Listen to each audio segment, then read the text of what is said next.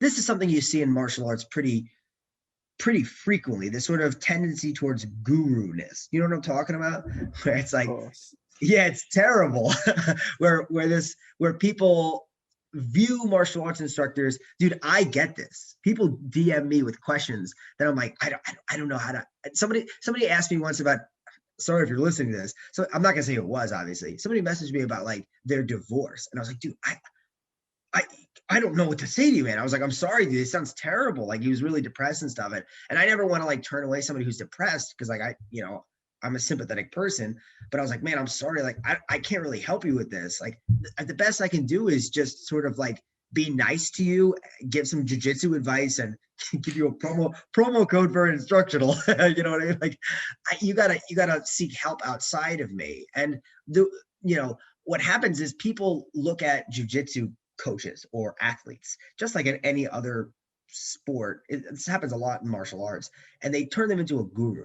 And that's good, dude, that's a good thing for you as an instructor if you're trying to sell products, because you want people to think, oh, I'm just the smartest guy of all time, and everyone should buy my shit and only my shit, right? Like, so that's a good thing, right? Now, there's nothing wrong with selling yourself, right? Of course, that's what I do, and I think it's what everybody ought to do. But I my only hope is that we don't do it at the expense of honesty about information. So you see, I think I did a better job explaining there the dichotomy. Sorry, guys, I've been smoking weed on the podcast, so it's like, yeah, doing my best. I think the first response I'll make is to the guru aspect, just because it's the easiest to combat, right? Mhm. You summed up really beautifully both training, competing, but also the visceral nature of both of those things and why it's necessary.